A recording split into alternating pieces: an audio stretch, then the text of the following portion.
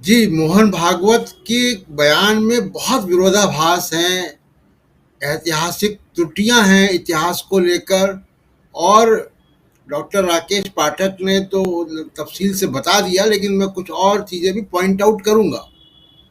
लेकिन उसके पहले जो महत्वपूर्ण है भारत की अंतर्राष्ट्रीय छवि को लेकर, वो इम्पोर्टेंट है राजीव जी।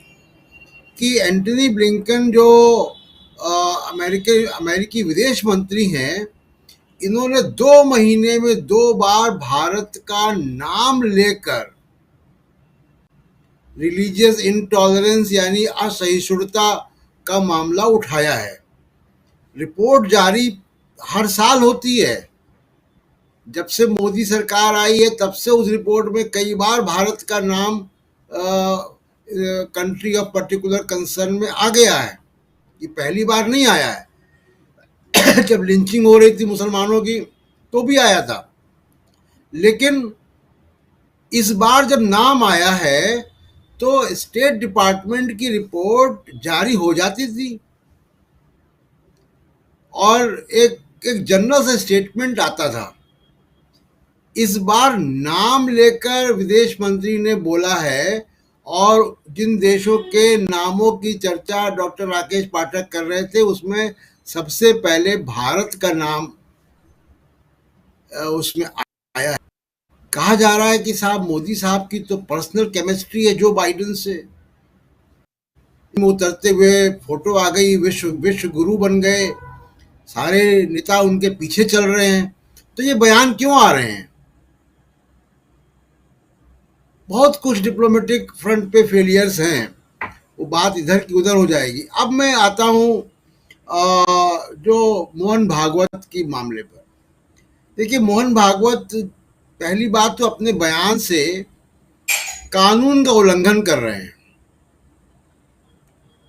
और कानून का उल्लंघन ये कि 1991 का जो कानून है, प्लेसेस ऑफ वर्शिप एक्ट, वो 1947 के स्टेटस को फ्रीज करता है, सिर्फ एक अपवाद अयोध्या को छोड़कर।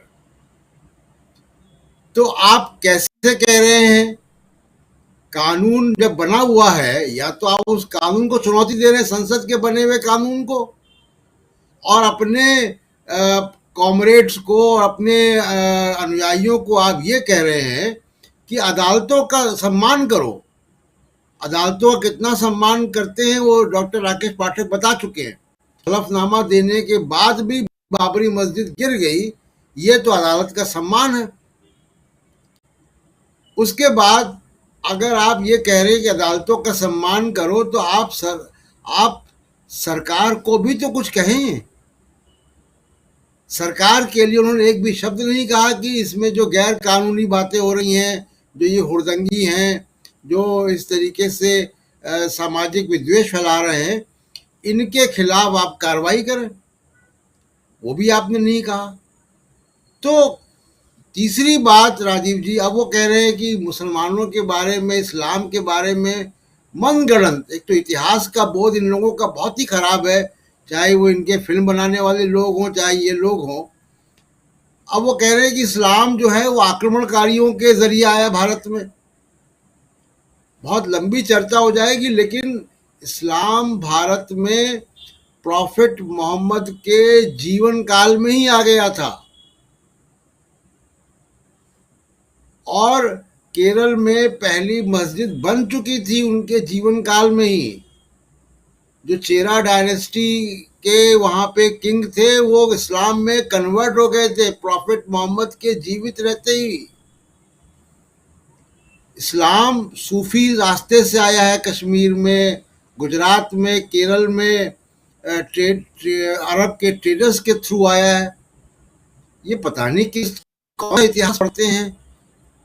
एनीवे, तो बड़े सारे प्रॉब्लमेटिक है मोहन भागवत के स्टेटमेंट, और बहुत विरोधाभासों से भरा हुआ है। अब वो कह रहे हैं कि ज्ञान व्यापी के बारे में श्रद्धा है हमारी। भाई, ज्ञान व्यापी मस्जिद का नाम है। जो मंदिर है वो विश्वनाथ मंदिर है। और इतिहास, ठीक है, इतिहास में कुछ चीजें हुई हैं, दुनिया कहाँ की कहाँ जा रही है। कोरोना आया, वैक्सीन हम बाहर से मंगवा के हमने अपने लोगों को लगवाई है। हम ये सब भी यही सब ढूंढ रहे हैं। जो देश जो हैं वो बड़े बड़े आविष्कार कर रहे हैं, मेडिसिन बना रहे हैं, साइंस टेक्नोलॉजी में लगे हुए हैं, जिनको नोबेल प्राइज मिलता है फिजिक्स, केमिस्ट्री में और मेडिसिन में, वहां पे ये सब नहीं हो रहा है। तो ये देश को सैकड़ों साल पीछे ले जाने का काम हो रहा है। दूसरी बात की देखिए, जो आपने जो टाइटल दिया है कि आरएसएस ने क्यों छोड़ा बीजेपी का साथ, ये दिखावटी है। ये दोनों की पार्टनरशिप है। वो कुछ बयान देंगे, सरकार कुछ करेगी। आप देखिए कि मोदी साहब के पास तो खुद ही कहते हैं कि वो ड्रोन से सब पता लगा लेते हैं। तो उनको ड्रोन से जब सब पता लगा लेते हैं तो उनको ना कश्मीरी पंडितों के हालात का पता चल रहा है कि वहाँ पलायन हो रहा है, वहाँ टारगेटेड किलिंग्स हो रही हैं कश्मीरी पंडितों की, और उनकी किलिंग्स हो रही हैं जो जो पीएम स्कीम के बेनिफिशरीज हैं, जो डॉक्टर मनमोहन सिंह के समय लागू हुई थी। तो उनका ड्रोन वहां नहीं जा पा रहा है, उनका ड्रोन तमाम जगह नहीं जा पाता है। तो मोहन भागवत का जो स्टेटमेंट है, एक उन्होंने बैलेंस करने की है, और वो सिर्फ और सिर्फ अंतर्राष्ट्रीय छवि जो खराब हो रही है उसको ध्यान में रखकर किया है। मुझे नहीं लगता कि इनके जो काडर हैं, और कोई अलग नहीं है, ये कोई फ्रिंज एलिमेंट नहीं है। आप पता कर लें जिनके मुकदमे होते हैं वो लोग कौन हैं, चर्चों पे हमले होते हैं या चर्च पे जो है वो कन्वर्जन की एफआईआर होती है, वो कौन लोग हैं। मैंने तो फैक्ट फाइंडिंग की है इस पे।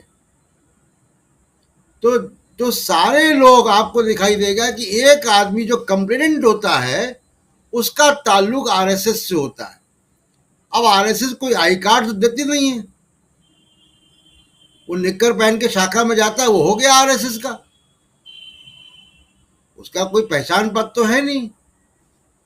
तो मोहन भागवत के बयान को बहुत ही मुझे नहीं लगता कि इससे ये जो माहौल है, विषाक्त माहौल, जहरीला माहौल, उसमें कोई कमी आने जा रही है। इस जहरीले माहौल में कमी लाने की ज़रूरत है, इस माहौल को सुधारने की ज़रूरत है। लेकिन क्या मोहन भागवत का जो बयान है वो इस माहौल को सुधारने के लायक है? ये एक बड़ा सवाल है। इस सवाल के साथ आएंगे